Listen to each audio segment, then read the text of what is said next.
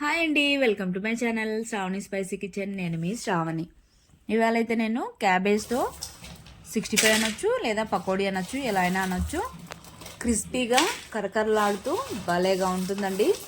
ఇదైతే ఖచ్చితంగా ట్రై చేసి చూడండి. క్రిస్పీనెస్ కూడా నేను ఇక్కడ చెక్ చేసి చూపిస్తున్నాను, మీకు అర్థమయ్యే ఉంటుంది. ఏంటి క్యాబేజా అనేవాళ్ళు ఖచ్చితంగా ట్రై చేసి చూడండి, ఖచ్చితంగా అయితే నచ్చుతుంది. లేట్ చేయకుండా అయితే ప్రాసెస్లోకి అయితే వెళ్ళిపోదాం. ముందుగా అయితే నేను ఇక్కడ ఒక క్యాబేజ్ పూర్తిగా తీసుకున్నాను. ఈ విధంగా చివరన కట్ చేసేసి సగానికి కట్ చేసుకోవాలి.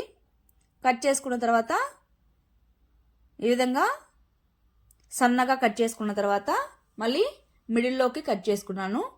అంటే మీకు సైజ్ చెప్తున్నాను, ఈ సైజులో ఉంటే సరిపోతుంది. మొత్తం ఇదే విధంగా కట్ చేసేసుకోవాలి.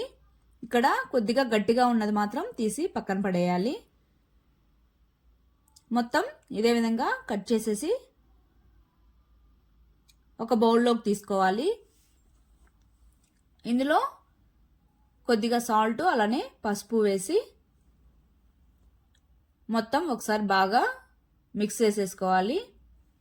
మిక్స్ చేసుకున్న తర్వాత మూత పెట్టుకొని ఒక 10 మినిట్స్ పక్కన ఉంచితే ఇందులోని రా స్మెల్ అంతా వెళ్ళిపోయి వాటర్ కూడా మొత్తం వచ్చేస్తుంది.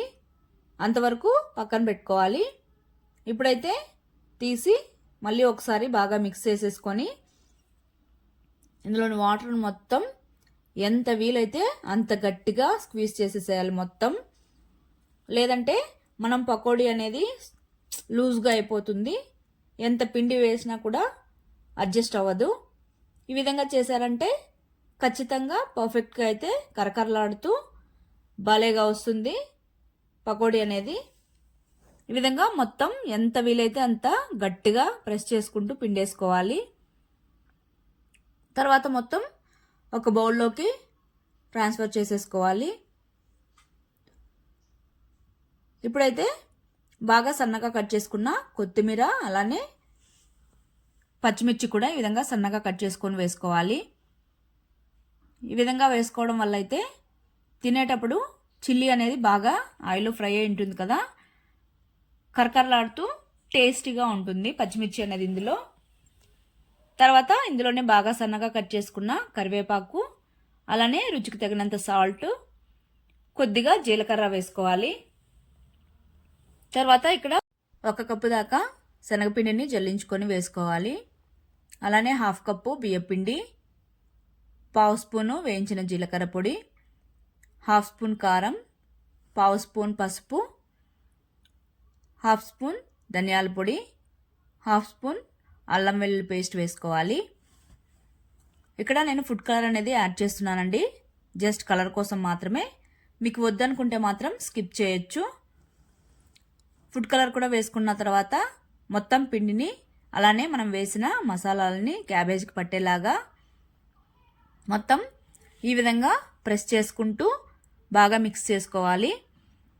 ప్రెస్ చేసుకుంటూ మిక్స్ చేయడం వల్ల అందులోని రిమైనింగ్ వాటర్ ఉంటుంది కదా, దాంతోనే పిండిని మొత్తం బైండింగ్ సరిపోతుంది. వాటర్ అనేవి అసలు అవసరం పడదండి. కావాలనుకుంటే మాత్రమే 2 స్పూన్స్ యాడ్ చేసుకోండి, సరిపోతుంది. ఈ విధంగా మొత్తం బాగా మిక్స్ చేసేసుకోవాలి. మిక్స్ చేసుకున్న తర్వాత ఇక్కడ ఆయిల్ కూడా వేడెక్కింది. మంటను ఇప్పుడైతే ఆల్రెడీ బాగా వేడిగా ఉంటుంది కాబట్టి సిమ్లో పెట్టేసుకొని కొద్ది కొద్దిగా ఈ విధంగా వేసుకోవాలి. మరి ఎక్కువగా వేశారంటే క్రిస్పీగా అనేది రాదు, కాబట్టి కొద్ది కొద్దిగా పకోడీలాగా వేసేసుకుంటే సరిపోతుంది.